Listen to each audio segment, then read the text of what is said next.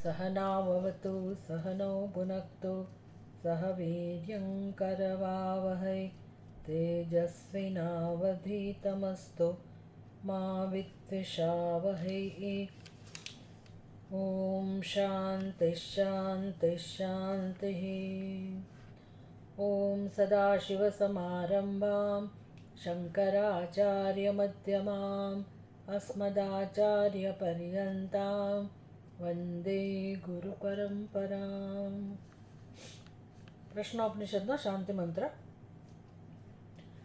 ॐ भद्रं कर्णेभिः शृणुयाम देवाः भद्रं पश्येमाक्षभिर्यजत्राः स्थिरैरङ्गैः सुष्ठुवागुंसस्तनूभिः व्यशेम देवहितं यदायुः।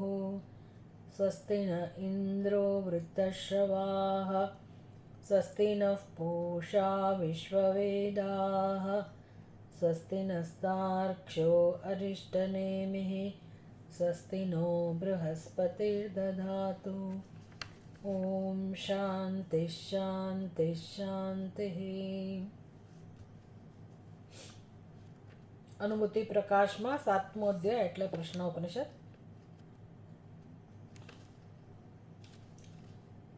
6 મુનિઓ પીપલાદ મુનિ પાસે જાય છે અને બ્રહ્મ વિદ્યા માટેની પ્રાર્થના કરે છે। કબંદી નામના મુનિએ કાત્યાયન કબંદી નામના મુનિએ पिपलादजीने पूछ्યું, हे भगवान कुतः हवा इमाः प्रजा प्रजायन्त इति।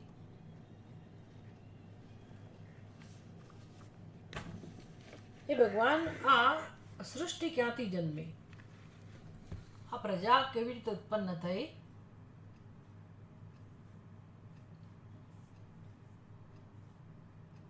ए अमने समजाओ। एमनो पहलो प्रश्न हतो અને એના ઉત્તરમાં સમજાવવામાં આવ્યું કે કેવી રીતે બ્રહ્માજીએ રૈક્વ અને પ્રાણની ઉત્પત્તિ કરી, પોતે જ એ બંનેના રૂપમાં ઉત્પન્ન થયા, પછી સંવત્સર બન્યા,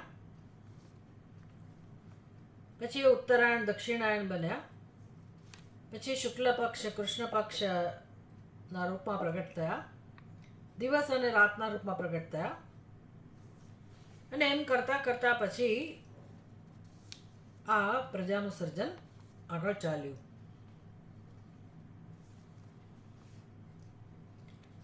પછી જીવોની ગતિ પણ સમજાવી કેવી રીતે દક્ષિણાયન અને ઉત્તરાયણની પસંદગી પ્રમાણે જીવ પોતાની ગતિ પ્રાપ્ત કરે છે।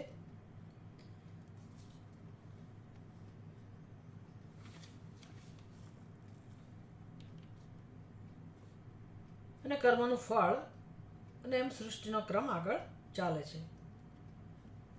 જે બ્રહ્મલોકની પસંદગી કરે છે એ લોકો ઉર્ધ્વ માર્ગે આગળ વધે છે અને બાકીના સંસારમાં પોતાનું આવર્તન ચાલુ રાખે છે। વૈદર્ભી ભાર્ગવ નામના મુનિએ બીજો પ્રશ્ન પૂછ્યો, ભગવાન કત્ય દેવાः પ્રજાः વિધારયन्ते કતર એતत् પ્રકાશયन्ते કહ પુનઃ એષાં વરિષ્ઠ ઇતિ।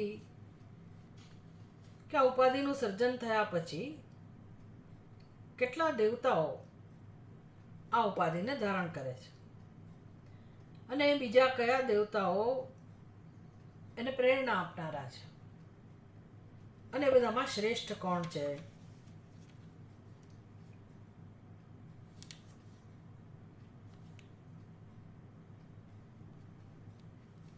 એટલે કહેવામાં આવ્યું કે જ્ઞાનેન્દ્રિયો અંતઃકરણ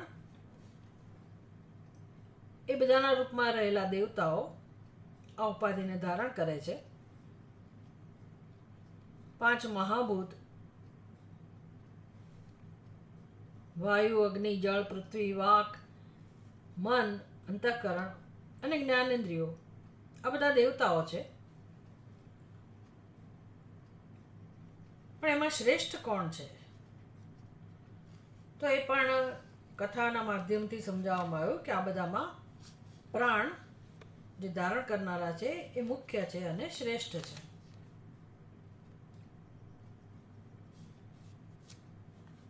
આખા જગતને ધારણ કરનાર પણ એ પ્રાણ છે, વ્યષ્ટિ સ્તરે અને સમષ્ટિ સ્તરે. એષ અગ્નિ તપત્યેષ સૂર્ય એષ પર્જન્ય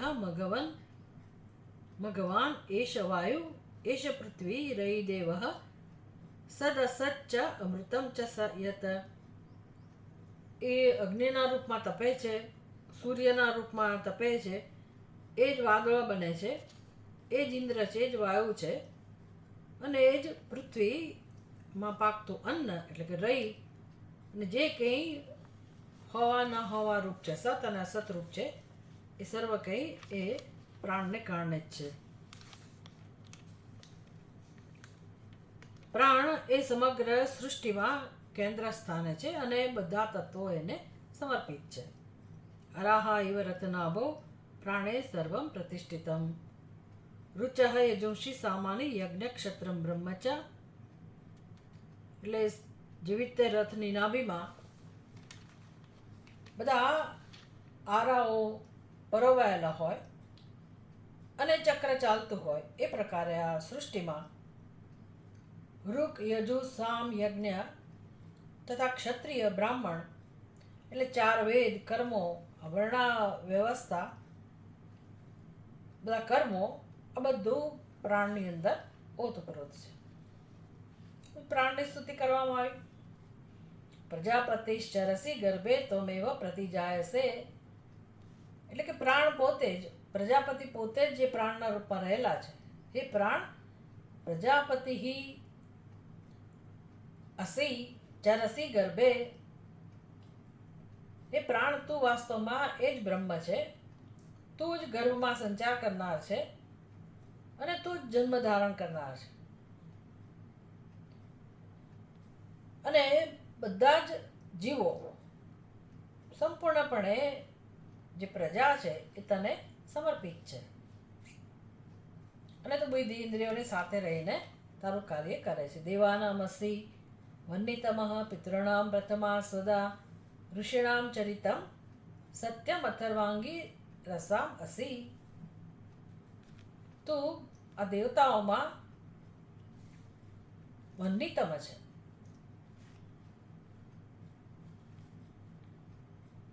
એટલે કે હવી પહોંચાડનારો છે. દેવતાઓનો વન્ની છે, પિતૃનામ સ્વદા પિતૃઓનો ખોરાક છે, દેવતાઓનો ખોરાક છે. ઋષિ મુનિઓમાં ઋષિનામ ચરતી સત્યમ, ઋષિઓના જીવનનો જે આધાર છે, આચરણ છે, એ પણ તું છે. અને જ્ઞાનેન્દ્રિયો, કર્મેન્દ્રિયો, એ બધાનો પ્રાણ, એ બધાનો આધાર પણ તું છે. ઇન્દ્રસ્ત્વમ પ્રાણ તેજસા રુદ્રોસી પરિરક્ષિતા તમ અંતરિક્ષે ચરસી સૂર્યસ્તમ જ્યોતિષામ પતિ. એટલે દેવતાઓ, ઋષિમુનિઓ, પિતૃઓ, મનુષ્યો, એ બધાનો તો આધાર છે જ, એ બધાના રૂપમાં તો પ્રાણ તું છે જ, પણ સમષ્ટિ સ્તરે મહાપરિબળો જે છે, ઇન્દ્રહત્વમ પ્રાણ, એ પ્રાણ તમે જ ઇન્દ્ર છો. બધાનો સંહાર કરવા માટે જેમણે રૂપ ધારણ કરેલું છે એવા રુદ્ર પણ તમે છો. પરિરક્ષિતા, બધાનું રક્ષા કરનાર પણ તમે છો. તો અંતરિક્ષે ચરસી સૂર્યસ્તમ જ્યોતિષામ પતિ.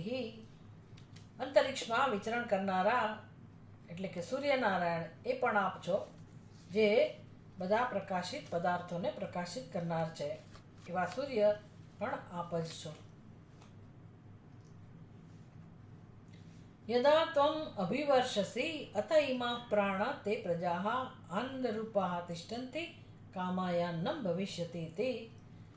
એટલે મનુષ્ય માટે, પ્રજા માટે આધારરૂપ તમે વૃષ્ટિના રૂપમાં જ્યારે વર્ષો છો, ત્યારે લોકોમાં આનંદ છવાઈ જાય છે.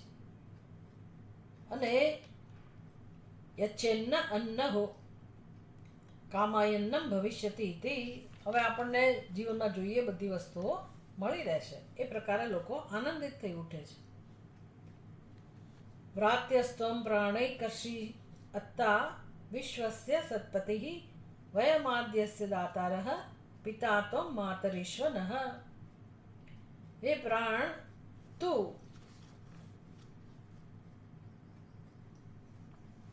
વ્રાત્યઃ ત્વમ. વ્રાત્ય એટલે જે જન્મથી જ શુદ્ધ છે, જેને સંસ્કારની જરૂર નથી. એકર્ષિ નામના અગ્નિ, વિશ્વસ્ય સત્પતિઃ, વિશ્વના પતિ, વયમ આદ્યસ્ય દાતારઃ,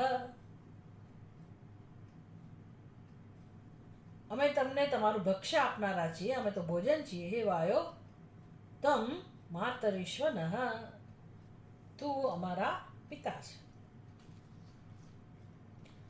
યા તે તનુર્વાચી પ્રતિષ્ઠિતા, યા શ્રોત્રે યા ચ ચક્ષુષી, યા ચ મનસી સંતતા શિવામ તામ કુરુ મોત્ક્રમિઃ. જે કથા કહેવામાં આવી હતી કે ઇન્દ્રિયો વચ્ચે અને પ્રાણ વચ્ચે, અને પ્રાણે પોતાની શ્રેષ્ઠતા સિદ્ધ કરવા જ્યારે ઉત્ક્રમણ શરૂ કર્યું તો સમગ્ર ઉપાધિમાં હલચલ મચી ગઈ અને બધી ઇન્દ્રિયો ગભરાઈ ગઈ, એનું અસ્તિત્વ જોખમમાં આવી ગયું. અને હવે શાંત થઈને કહે છે કે મા કુરુ ઉત્ક્રમિઃ, તમે ઉત્ક્રમણ ના કરો. યા તે તનુર્વાચી પ્રતિષ્ઠિતા, વાણીમાં જે આપનું સ્વરૂપ છે, એટલે કે તમારા કારણે વાણી છે. શ્રોત્રે યા ચ ચક્ષુષી, જ્ઞાનેન્દ્રિયોમાં પણ આપનું બળ છે, માટે બધી ઇન્દ્રિયો કામ કરે છે. યા ચ મનસી સંતતા, મન પણ આપની કૃપાથી કાર્યરત છે. એવા આપ શિવાંગ ગુરુ, તમે શાંત થાઓ અને અમારું કલ્યાણ કરો, અમને જીવન આપો, અમને અસ્તિત્વ પ્રદાન કરો. એટલે બધી ઇન્દ્રિયોએ કબૂલ કર્યું અને એ રીતે સિદ્ધ થયું કે પ્રાણ એ શ્રેષ્ઠ છે. કિમ બહુના, એ દ્વિતીય પ્રશ્નના અંતમાં કહેવામાં આવ્યું કિમ બહુના પ્રાણસ્ય ઇદમ વશે સર્વમ ત્રિદિવે યત પ્રતિષ્ઠિતમ માતા એવ પુત્રાન રક્ષસ્વ શ્રીઃ ચ પ્રજ્ઞામ ચ વિદેહિ નઃ ઇતિ. 13મો મંત્ર છે બીજા પ્રશ્નોપનિષદની અંદર. બીજા પ્રશ્નમાં આ 13મો મંત્ર છે અને ત્યાં એનો ઉપસંહાર થયો. જે સ્વર્ગલોકમાં જે છે, પૃથ્વીલોકમાં છે, એ બધું પ્રાણને અધીન છે. પ્રાણસ્ય ઇદમ વશે સર્વમ ત્રિદિવે યત પ્રતિષ્ઠિતમ. ત્રિદિવે યત પ્રતિષ્ઠિતમ, સ્વર્ગમાં જે પણ કંઈ છે એ પણ પ્રાણને પ્રતિષ્ઠિત છે. આમ સમસ્ત વિશ્વ, સમસ્ત બ્રહ્માંડ એ પ્રાણને આધારિત છે, પ્રાણ ઉપર આધારિત છે. એટલે આપણું જીવન પણ પ્રાણ ઉપર આધારિત છે, આપણો આધાર પણ પ્રાણ છે. એટલે પ્રાર્થના કરવામાં આવી માતા ઇવ પુત્રાન રક્ષસ્વ, માતા જેમ પોતાના બાળકોની રક્ષા કરે એવી રીતે હે પ્રાણ, તમે પણ અમારી રક્ષા કરો. જીવનમાં જે કંઈ આવશ્યક હોય અમને પ્રદાન કરો. શ્રીઃ પ્રજ્ઞામ ચ વિદેહિ નઃ ઇતિ. પ્રજ્ઞા એટલે બુદ્ધિ, સદબુદ્ધિ, જ્ઞાન. શ્રી એટલે દેવી સંપત્તિ, અને જીવન જીવવા માટે જે કંઈ જરૂરી છે એ બધી જ વસ્તુઓ એ પ્રાણદેવતા તમે અમને અર્પિત કરો, પ્રદાન કરો. ઇત્યેવ સર્વાત્મયા વાગાદિભિઃ પ્રાણૈઃ સ્તુત્યા ગમિત મહિમા પ્રાણઃ પ્રજાપતિઃ અતેતિ અવધૃતમ. આમ પ્રજાપતિ પોતે જ ભોગતા છે અને બધી જ્ઞાનેન્દ્રિયોનો એ આધાર છે, સમગ્ર ઉપાધિનો એ મુખ્ય આધાર છે. એટલે એ પ્રશ્નનો ઉત્તર આપવા. હવે ત્રીજો પ્રશ્ન પ્રશ્નોપનિષદની અંદર અત હૈનમ કૌસલ્યાશ્ચ શ્વાલયનઃ પપ્રચ્છ ભગવન કુતઃ એષ પ્રાણો જાયતે કતમાયાત્યસ્મિન શરીરે આત્માनं વા પ્રવિભજ્ય કથમ પ્રતિષ્ઠતે કેનોત્ક્રમતે કથમ બાહ્યમભિદત્તે કથમ અધ્યાત્મમિતિ. હવે અશ્વના પુત્ર કૌસલ્ય આશ્વલાયન, અશ્વના પુત્ર કૌસલ્ય એ હવે પીપલાદ મુનિને પ્રશ્ન પૂછે છે, હે ભગવાન, કુતઃ એષઃ પ્રાણઃ જાયતે. હવે પ્રાણ નું મહત્વ જ્યારે સમજાયું એટલે કે આ સ્થૂળ જગત ઉપરથી આપણી દ્રષ્ટિ સૂક્ષ્મ જગત તરફ જાય, એટલે બાહ્ય જે કલ્પિત આપણો સંસાર છે એ તો તદ્દન સ્થૂળ છે. એનો પાયો આ ઈશ્વર સૃષ્ટિ છે, અને એમાં પણ જ્યારે મુખ્ય પ્રાણ જીવનનો આધાર છે એના તરફ જ્યારે આપણું ધ્યાન જાય તો હવે એનું મહત્વ, એનું સ્વરૂપ, એના વિશેના પ્રશ્ન છે. હે ભગવાન, કુતઃ એષઃ પ્રાણઃ જાયતે. પ્રાણ ક્યાંથી જન્મે છે? કથાવાતી અસ્મિન શરીરે, આ શરીરમાં કેવી રીતે આવે છે, અને પછી કેવી રીતે સમગ્ર વ્યવહાર કરે છે, એટલે કે આ શરીરને ધારણ કરવા માટે કેવી યોજના કરે છે. કથમ પ્રવિભજ્ય, પોતાનો વિભાગ કરે છે પ્રાણ આ ઉપાધિનું સંચાલન કરવા માટે. 5 વિભાગમાં એ વિભાજિત થઈ જાય છે. તો કથમ પ્રવિભજ્ય કથમ પ્રાતિષ્ઠતે, કેવી રીતે પોતે સ્થિર થઈને રહે છે, અને પછી જ્યારે સમય આવે ત્યારે કેન ઉત્ક્રમતે, સમય આવે ત્યારે કેવી રીતે ઉત્ક્રમણ કરે છે આ વ્યષ્ટિ સ્તરે, અને પછી બાહ્યમ અભિદત્તે કથમ અધ્યાત્મમિતિ, આ બહારના જગતને કેવી રીતે ધારણ કરતા કરતા એ અધ્યાત્મને પણ, એટલે કે શરીરને પણ ધારણ કરે છે. આ પ્રકારના પ્રશ્ન છે.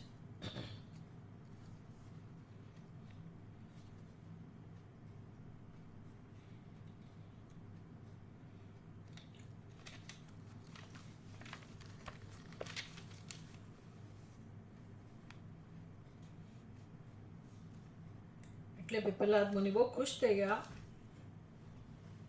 કૌશલ્યના પ્રશ્નથી, અને કહે છે કે તું બહુ બુદ્ધિમાન છે, અતિ પ્રશ્ન કરી રહ્યો છે. એટલે કે આ પ્રશ્ન તો બહુ ગંભીર પ્રશ્ન છે. સામાન્ય મનુષ્યની બુદ્ધિમાં પ્રશ્ન જન્મવો કઠિન છે. એટલે કે તું ગંભીર છે, ખરેખર તત્વને જાણવા માટે તું તત્પર પણ છે અને અધિકારી પણ છે. તસ્માત તેહમ બ્રવીમી, તસ્મૈ સહોવાચ અતિ પ્રશ્નાન પૃચ્છસી. બહુ કઠણ પ્રશ્ન, અઘરા પ્રશ્ન પૂછે છે. ખરેખર તું બુદ્ધિમાન છે, બ્રહ્મિષ્ઠ હસી, બ્રહ્મમાં રસ ધરાવનારો છે, બ્રહ્મ જ્ઞાનમાં, અને તારે જાણવું જ છે એવું જણાય છે. તસ્માત આવું હોવાથી હું તને જરૂર કહીશ. અહમ બ્રવીમી, એટલે જેમ અર્જુન પૂછે છે ભગવાનને ગીતામાં, શિષ્યસ્તેહમ યત શ્રેયસ્યાત નિશ્ચિતમ તન્મે બ્રૂહી. ભગવાન તમે મને કહો જે મારા માટે કલ્યાણકારી છે, જે શ્રેયસ છે એ તમે મને કહો. તો બ્રૂહી નો અર્થ ખરેખર કહો એટલે બોલો એવું નહીં, ખાલી ઇન્ફોર્મેશન આપો એવું નહીં, પણ બ્રૂહી એટલે યુ ટીચ મી, તમે મને શીખવાડો.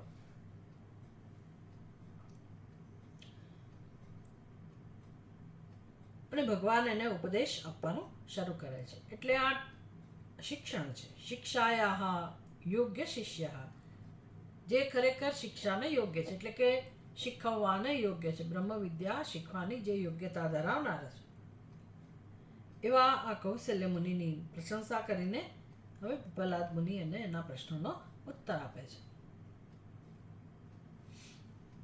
કેવી રીતે પ્રાણની ઉત્પત્તિ થાય છે પ્રશ્નોપનિષદમાં પહેલા આપણે સમજી લઈએ, પછી અનુભૂતિ પ્રકાશ પ્રમાણે આગળ વધીશું. આત્મન એશ પ્રાણો જાયતે ત્રીજો મંત્ર છે પ્રશ્નોપનિષદમાં. પ્રાણની ઉત્પત્તિનો પ્રશ્ન હતો ને કે કથમ એશ જાયતે, પ્રાણ કેવી રીતે જન્મે છે, એનો ઉત્તર છે આત્મન એશ પ્રાણ જાયતે યથેષા પુરુષે છાયા એતસ્મિન એતદ આતતમ મનોકૃતેન આયાત તસ્મિન શરીરે.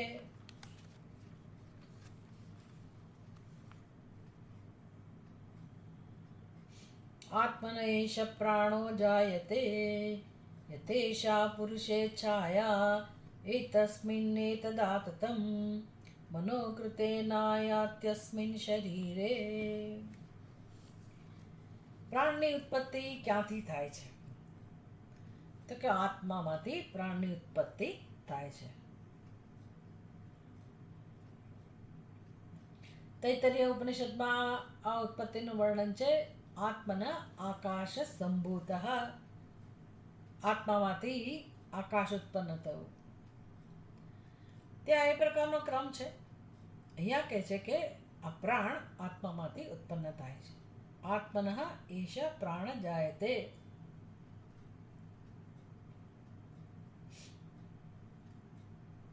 એટલે આપણને એમ ત્યાં ખરેખર જન્મ થયો છે પ્રાણનો. આપણે જે જન્મની પ્રક્રિયા સમજીએ છીએ એવી રીતે કશું ઉત્પન્ન થયું, કશીક સ્થૂળ વસ્તુ જાણે કે આત્મામાંથી ઉત્પન્ન થઈ. હવે જે કાર્યકારણનો નિયમ છે એમાં જે કારણના ગુણો હોય એ જ કાર્યમાં આવે.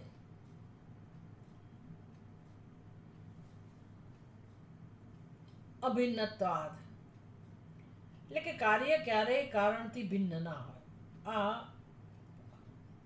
સત્ય છે, મુખ્ય સિદ્ધાંત છે, વાસ્તવિકતા છે. કાર્ય તદ અનન્યત્વમ, કાર્ય હંમેશા કારણથી જોડાયેલું હોય. એટલે પ્રાણનો જન્મ થયો તો પ્રાણના જે ગુણો છે આત્મામાં હોવા જોઈએ. એવું તો જણાતું નથી. આત્મા તો નિર્વિકલ્પ છે, નિરાકાર છે, નિર્ગુણ છે. આત્માનો ધર્મ તો એક જ છે, સચ્ચિત અને આનંદ. એટલે એમાંથી શું જન્મે?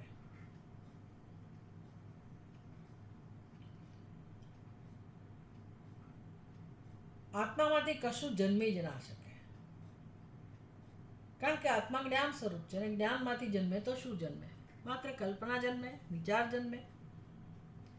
એટલે પ્રાણનો જન્મ થયો ખરો, પણ કેવી રીતે? યથા પુરુષે છાયા, જેવી રીતે આપણો પડછાયાનો જન્મ થયો. પછી તમે એમ કહો કે ભાઈ પડછાયાની અંદર તો બધા ગુણો હોય, પડછાયો કાર્ય થયું તો જેનો પડછાયો છે ઉપાધિના ગુણો એની અંદર હોય તો દેખાય, એવો આકાર દેખાય, એટલું કદ દેખાય, બધું દેખાય. શરીરમાં ઉપાધિમાં જે હલનચલન હોય પડછાયાની અંદર પણ હલનચલન દેખાય. પણ એ ઉત્પત્તિ કેવા પ્રકારની છે? ઉત્પન્ન ઈવ, જાણે કે ઉત્પન્ન થયું છે. ખરેખર કશું ઉત્પન્ન નથી થયું, પણ જણાય છે. એને કાંઈ આભાસ. એવી રીતે આ પ્રાણ આત્મામાંથી ઉત્પન્ન થયો. યથા એષા છાયા, જેવી રીતે આ છાયા પડછાયો ઉત્પન્ન થાય છે તે પ્રકારે. એટલે કે છાયામાં જે ઉત્પન્ન થયેલી ખરેખર તો નથી પણ જણાય છે. પણ એમાં કોણ વ્યાપ્ત છે? તો કે ઉપાધિ. ઉપાધિને જે સંપૂર્ણપણે આશ્રિત છે, એનું સ્વતંત્ર અસ્તિત્વ નથી. એ પ્રકારે પ્રાણનું સ્વતંત્ર અસ્તિત્વ નથી. પ્રાણ સંપૂર્ણપણે બ્રહ્મને આશ્રિત છે. એટલે કે પ્રાણની અભિવ્યક્તિ જ્યાં છે, પ્રાણ જ આ આખા જગતનો આધાર છે, પ્રાણ જ આ જગતનું કેન્દ્ર છે, પ્રાણ જ ધારણ કરનાર છે. એનો અર્થ કે એ જેના પર આશ્રિત છે પ્રાણ, એ ચૈતન્ય, એ બ્રહ્મ, એ જ સમગ્ર જગતમાં વ્યાપ્ત છે.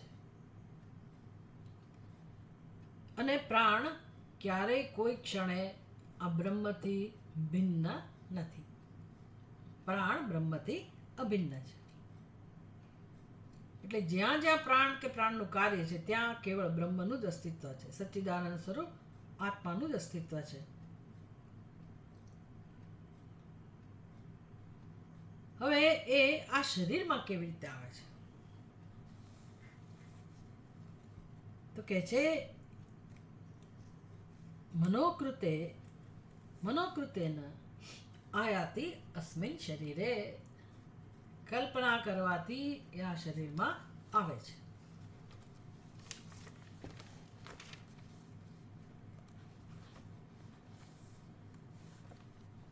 મનોકૃત સંકલ્પ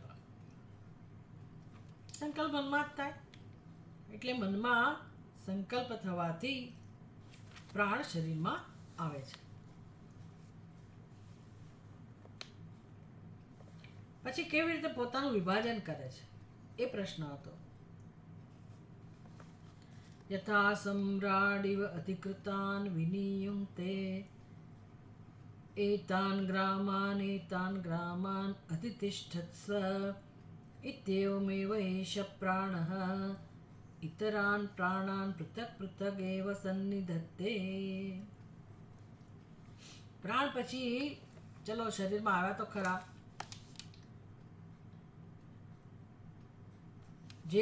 જેમાંથી પ્રાણ ઉત્પન્ન થયા, જે આત્મામાંથી, એ જ આત્માના સંકલ્પ માત્રથી એ પ્રાણ શરીરમાં પ્રવેશે છે. પછી કેવી રીતે વિભાજિત કરે છે પોતાને અને આ શરીરનો સમગ્ર ઉપાધિનો વ્યવહાર કરે છે, સંચાલન કરે છે, એના ઉત્તર રૂપે કહ્યું યથા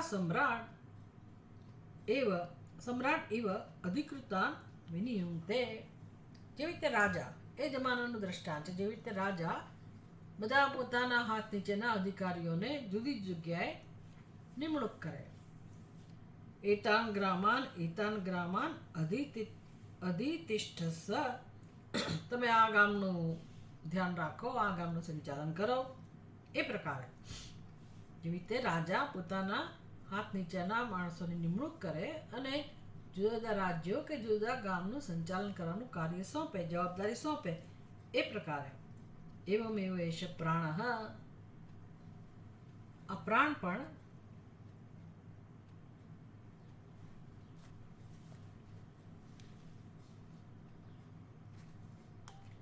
એ જ પ્રકારે આ પ્રાણ પણ ઇતરાન પ્રાણાન પૃથક પૃથક એવ સન્નિધત્તે.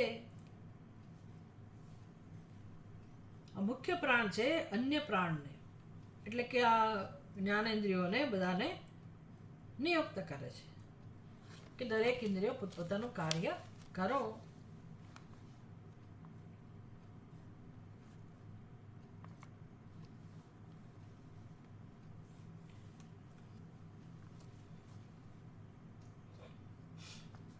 પછી પોતાના વિભાજન કરે છે, પ્રાણ, અપાન, ઉદાન, વ્યાન, સમાન, આ પ્રકારે. અને એ દ્વારા સમગ્ર શરીરમાં જુદા જુદા કાર્ય, જુદી પ્રવૃત્તિ કરે છે. પાયુપસ્તે પાનમ ચક્ષુશ્રોત્રે મુખાનાસિકાભ્યામ પ્રાણઃ સ્વયં પ્રાતિષ્ઠતે મધ્યે તો સમાનઃ. એષ એતદ અદ્ભુતમ અન્નમ સમમ નયતિ. એતદ હુતમ અન્નમ સમમ નયતિ તસ્માદ એતાઃ સપ્તાચિષઃ ભવન્તિ. પાંચમા મંત્રમાં કહો એ પ્રાણ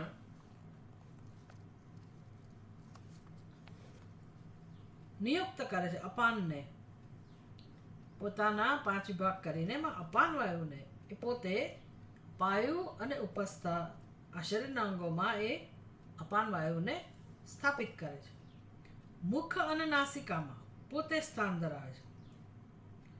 નેત્ર, શ્રોત્ર આ બધામાં એનું સંચાલન છે અને સમાન વાયુની નિયુક્તિ મધ્ય ભાગમાં કરે છે. જે સમાન વાયુ ભોજન કરેલું અન્ન, જેની આહુતિ આપવામાં આવી હોય, ઉત્તમ અન્નમ, જે આપણે અન્ન લીધું હોય, એને સમભાવે સમગ્ર ઉપાધિમાં જે સંચાલિત કરે છે, પહોંચાડે છે.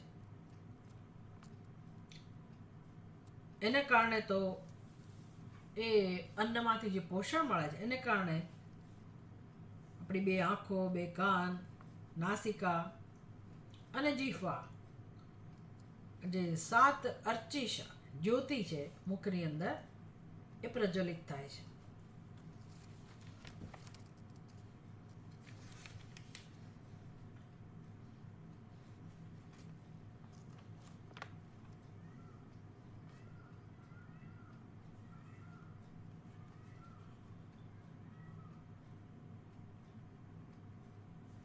વ્યાનની વાત કરે છે. વ્યાન શું કરે છે?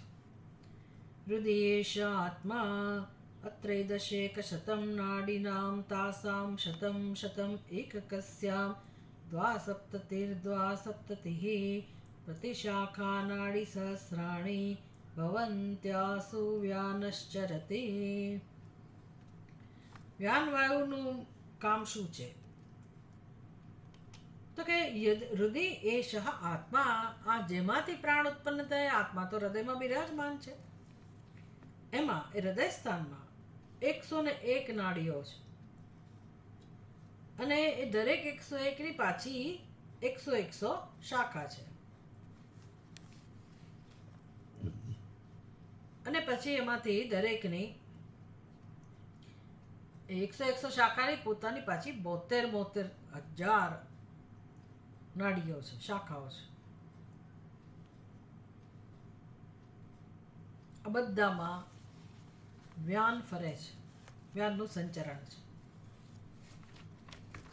હૃદયમાં 101 નાડીઓ, એમાંની 100 શાખા, એમ કરતા 72,000 નાડીઓ જે છે, એમાં આ વ્યાન નામનો વાયુ એ વિચરણ કરે છે.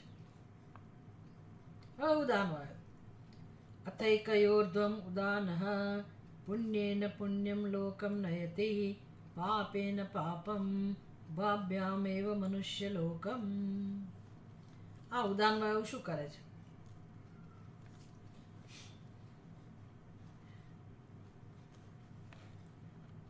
અથ એકયોર્ધ્વમ ઉદાનઃ, આ બધામાં એક સુષુમ્ના નાડી જે છે, જે ઉર્ધ્વ સ્થાન ધરાવે છે,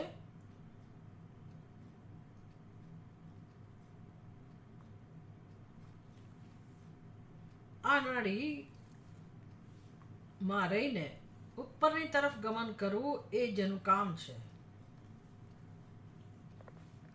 એ ઉદાન વાયુ આ નાડીમાં રહીને જીવને પોતાના ગંતવ્ય સ્થાને લઈ જાય છે. પુણ્યેન પુણ્યમ લોકમ ભવતિ નયતિ. ઉદાન વાયુનું કામ છે લઈ જવું. એટલે આપણા પુણ્ય કર્મ હોય તો એ આપણને એ માર્ગે લઈ જાય. પાપેન પાપમ, પાપ કર્મ હોય તો આપણને એ માર્ગે લઈ જાય. એટલે ઉત્તરાયણ, દક્ષિણાયન એ પણ સમજી લેવાનું અને પાપ પુણ્ય પણ સમજી લેવાનું.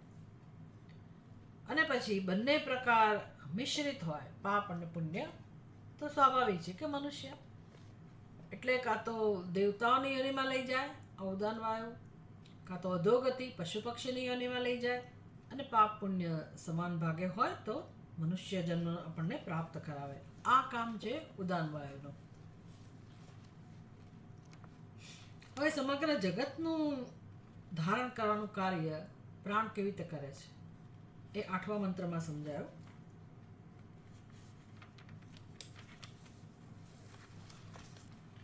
આદિત્યો હવૈ બાહ્ય પ્રાણઃ ઉદયત્યેષ ह्येनं ચાક્ષુષં પ્રાણમનુગૃહ્ણાનઃ પૃથિવ્યાં યા દેવતા સૈસા પુરુષસ્યાપાનમ અવષ્ટભ્ય અંતરાયદાકાશસ્થ સમાનો વાયુર્વ્યાનઃ.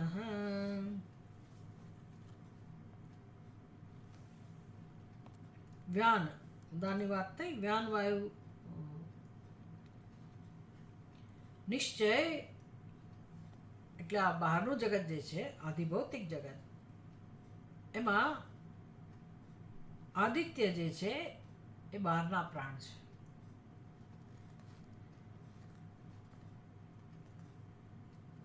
ઉદયતિ એષઃ હિ એનમ ચાક્ષુષમ પ્રાણમ અનુગૃહ્ણાનઃ. એ જ્યારે ઉદય પામે છે ત્યારે ચાક્ષુષ પ્રાણ એટલે કે આપણી આંખમાં જે પ્રાણ છે એના પર એનો અનુગ્રહ પ્રાપ્ત થાય છે. અનુગ્રહ કરતા કરતા એ ઉદય પામે છે. પૃથ્વીમાં જે દેવતા છે, પૃથિવ્યામ યા દેવતા સા એષા પુરુષસ્ય અપાનમ અવષ્ટભ્ય.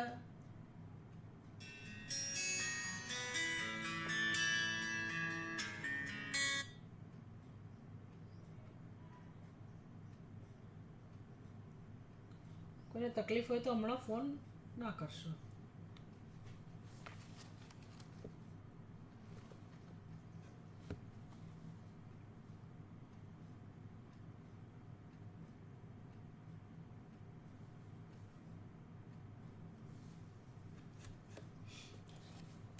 આદિત્યો હવૈ બાહ્ય પ્રાણ ઉદયતિ એષ એનમ ચાક્ષુષમ પ્રાણમ અનુગૃહ્ણાનઃ.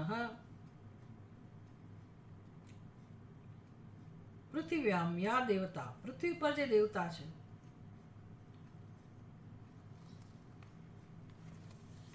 એ સા એષા પુરુષસ્ય એ દેવતા શું કરે છે તો કે આ જીવને એટલે કે જે ઉપાધિ છે એને પૃથ્વીની તરફ પકડી રાખે છે,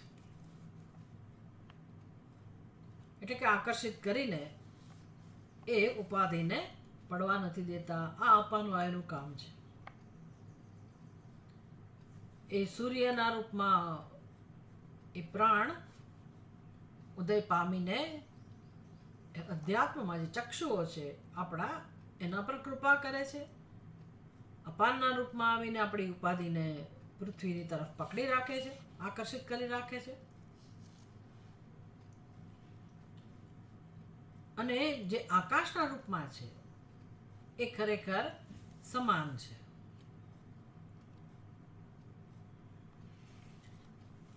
આકાશ એ સમાન છે. આદિત્ય એ પ્રાણ છે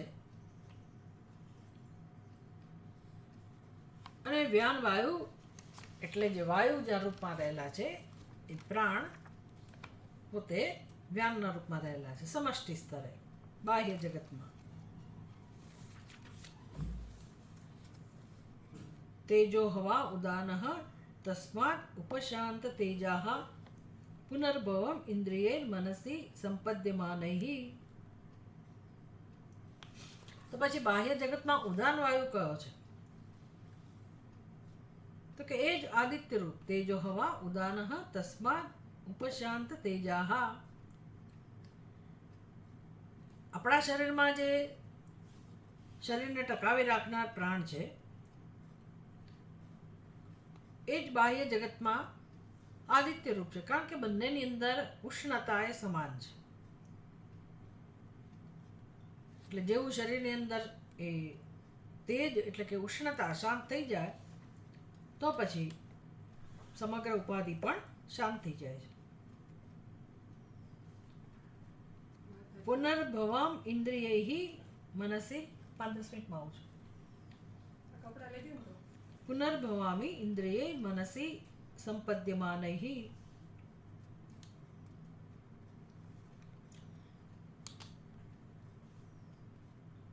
આપણે જે ઇન્દ્રિયો બધી લીન થઈ ગઈ હોય શરીરમાં મૃત્યુ સમયે અને ફરી જ્યારે એનો પુનર્જન્મ થવાનો હોય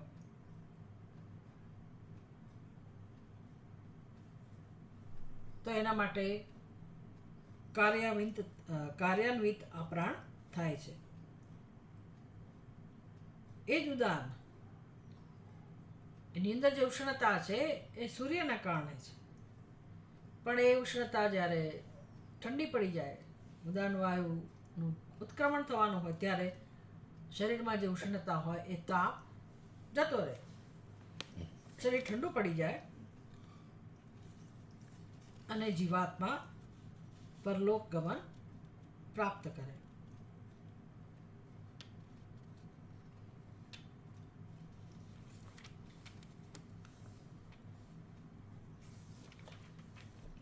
यच्चित्तः तेन एष प्राणम् आयाति प्राणः तेजसा युक्तः सहात्मना यथा संकल्पितं लोकं नयति।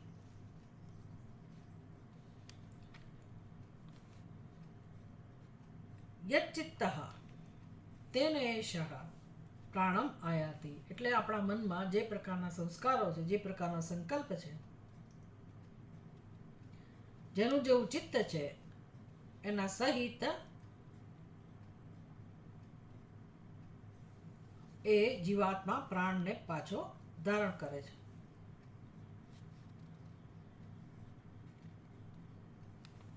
અને પછી જે લોકમાં એને પ્રયાણ કરવાનું હોય એ લોકમાં એ જીવાત્મા જાય છે. એવં વિદ્વાન પ્રાણમ વેદ ન હસ્ય પ્રજા હીયતે અમૃતો ભવતી તદેશ શ્લોક. એટલે જે વિદ્વાન આ પ્રકારે પ્રાણને જાણે છે એનો વંશ ચાલુ રહે છે, અમર થઈ જાય છે, એવું આ શ્લોકનું તાત્પર્ય છે.